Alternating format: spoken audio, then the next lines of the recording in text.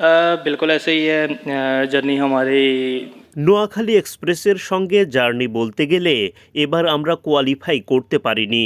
Tournament জুড়ে আমরা প্লেয়ারদের মধ্যে বিভিন্ন ধরনের কম্বিনেশন চেষ্টা করে দেখেছি। শেষ ২ ম্যাচে আমরা জিতেছি। সেই কম্বিনেশন ভালো ছিল, তবে নবী ভাই চলে গেলেন। সেভাবে ভালো কম্বিনেশন পাইনি আমরা। नेशनल ड्यूटीज़ थी, तो बस नहीं वैसा कॉम्बिनेशन बन सका अनफॉर्चुनेटली।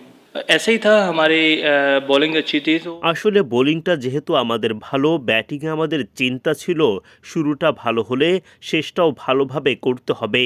যেমন শুরু পেয়েছি, আশা ছিল ১৬০-৭০ রান করতে হবে। তবে শুরুর ২ ব্যাটার আউট হলো, ৬ ওভারে ৪৯-এর মতো রান হলো। আমরা চেয়েছি একজন টিকে থেকে খেলবে, তার সাথে বাকিরাও রান নেবে। এভাবেই মাইন্ডসেট ছিল। ১৬০-৭০ রান করতে চেয়েছি, তবে ভালো জুটি গড়তে পারিনি আমরা। की वजह से हमने लैग किया। और देखिए एक जो कैप्टन होता है ना, उसको ये होता है कि वो पूरी टीम को लेके चले। দেখুন, যখন কেউ অধিনায়ক হবে তাকে পুরো দলের কথা ভাবতে হবে। নবী ভাই যখন ছিল, আমাদের কৌশল ছিল ব্যাটিং অর্ডার চেঞ্জ করে ওপেনারদের উপরে খেলিয়ে আমি নিচের দিকে ব্যাট করব। নবী ভাই চলে যাওয়াতে আমি কিছুটা উপরে নেমেছি। আমি কিছু ম্যাচে ৫ নম্বরে, কিছু ম্যাচে ৭ নম্বরে খেলেছি। কখনো নেমে ২-৩ ওভার পেয়েছি। এভাবে বারবার বদল করে খেলাটা একজনের জন্য কঠিন কাজ।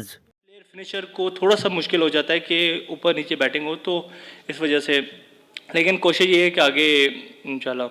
सर ये अभी जब वो उनका দেখুন, যেটা হয়েছে মেনে নিতে হবে। অধিনায়ক তো চাইলে কাউকে রান করতে বলতে পারবে না। যখন দল ম্যাচ হারবে তখন দলের কম্বিনেশন নিয়ে যে কেউ দ্বিধায় পড়ে যেতে পারে। জাকের ওপরে ছিল, মুনিমও খেলেছে। আমাদের এই কৌশলই ছিল। भाई हमें আমরা চেয়েছি এভাবে দলকে চালাতে। সবাই পুরো এফোর্ট দিতে চেয়েছে।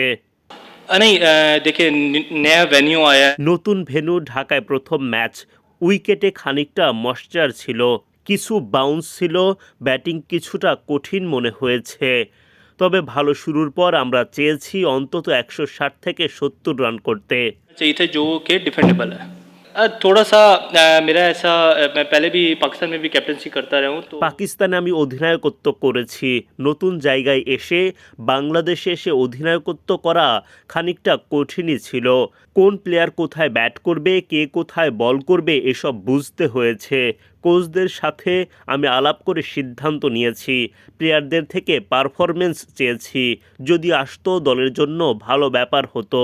सारों को चांस दूँ किधर ना किधर से परफॉर्मेंस निकले तो उनके आगे के लिए फ्यूचर के लिए भी बेहतर हो और हमारी टीम के लिए भी बेहतर हो। सर मसला ऐसा है ना कि यहाँ पे बीपीएल के कुछ বিপিএলে পিচ ভালো হলে আপনি চাইবেন অলরাউন্ডার বেশি খেলাতে। সাব্বির ব্যাটিংয়ের সাথে ভালো বোলিং করতে পারে, ভালো স্লোয়ার দিতে পারে, ব্যাটিংটাও দারুণ।